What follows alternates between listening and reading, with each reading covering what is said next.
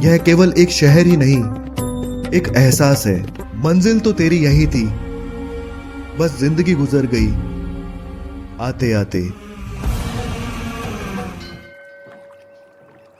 ये है बनारस, बना हुआ रस है। बनारस का नाम सुनते ही सबके मन में गंगा नदी और उस पर बने सीढ़ियों वाले घाट और घाटों पर बने मंदिर, हाथों में चिलम लिए साधु और माथे पर तिलक लगाए बाबा, भोलेनाथ का नाम जपते भक्त। यही सब ख्याल आपके मन में दौड़ते जाते होंगे।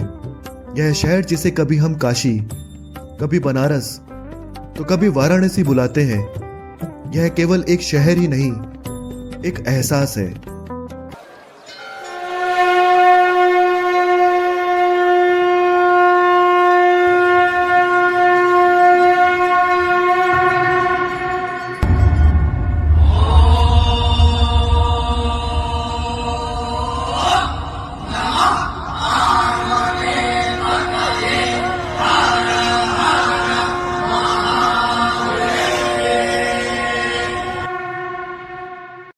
दिल्ली में रहते हुए अक्सर ऊंची इमारतों से बातें करता हूं।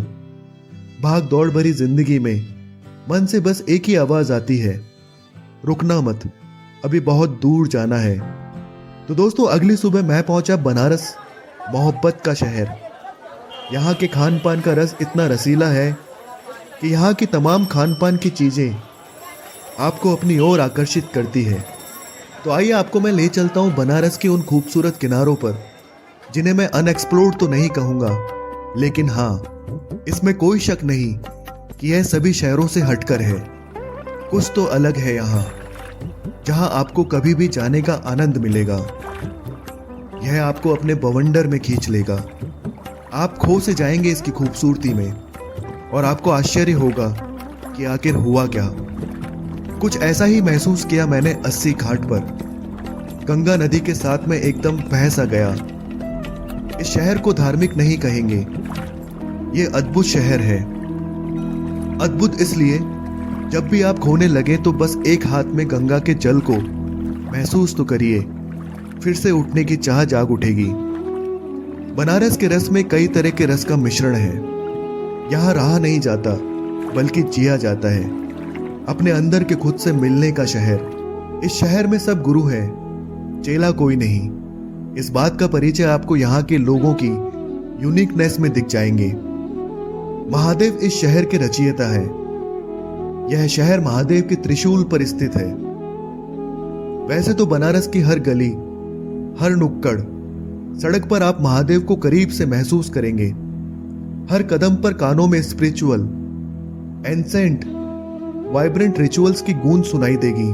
काफी समय घाट पर बिताने के बाद भी यहां से जाने का मन तो नहीं हुआ। एक अजीब सा सुकून था यहाँ। वैसे तो यहाँ लोगों का ऐसा जमावड़ा रहता है, मानो किसी त्योहार से कम नहीं। मुझे ये रास्ते मानो बिल्कुल अपने से लगे। इश्क ए बनारस इसे ऐसे ही नहीं कहते। लगाव कुछ यूं हुआ इस शहर से कि ध्यान ही नहीं आया। अब वापस लौटना हुआ तो भला कैसे छोड़ पाऊंगा इसे। इन्हीं ख्यालों के साथ इधर उधर भटकते हुए अब समय हो चला था गंगा आरती का, जिसे देखने के लिए दुनिया भर से लोग यहाँ आते हैं। और आए भी क्यों ना। बेंच पर खड़े पुजारी जब लौ के जलने का इंतजार कर रहे थे, तो उनमें से एक सभी को बैठ जाने की हिदायत दे रहा था, ताकि आरती सभी को दिखाई दे। गंगा आरती को शब्दों में बताना मुश्किल है। यह मानव जाति और परमात्मा के बीच एक गहरे संबंध को दर्शाता है। पुजारियों का एक साथ एक ही लौ में आरती को घुमाना एक ऐतिहासिक पल से कुछ कम नहीं लगता। आपका इस आरती में शामिल होना ही मानो एक अलग ही शक्ति का अनुभव करवाता है। यह शरीर से बाहर अनुभव करने जैसा है। और इस समय वाराणसी के प्यार में न पड़ना असंभव है।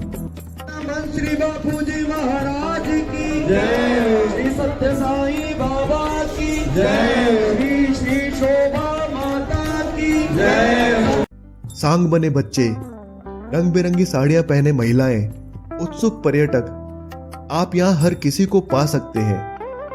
आरती के बाद मैं चल दिया काशी विश्वनाथ मंदिर की तरफ। एक ओर जहां गंगा मैया शांत थी, वहीं दूसरी ओर मैंने महसूस किया कि यह शहर कभी सोता नहीं है, आपको हर पल जीना सिखाता है।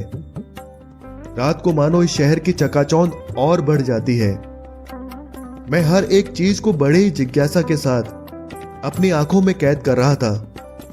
तभी मुझे दिखी मंदिर की एक झलक। महादेव के स्थान पर कुछ समय आराम से बिताने के बाद भी मेरा मन कहां भरने वाला था। वो कहते हैं ना, बनारस बहती है, जहां जीवन की गंगा भीड़ भाड़ और जाम यहाँ की शान है। यूं ही चलते चलते कई बार कुछ नए दोस्त भी बन जाते हैं जो आपको अपने से लगते हैं। वैसे ये शहर खुली बाहों से सबका स्वागत करता है। यहाँ कोई अनजान नहीं।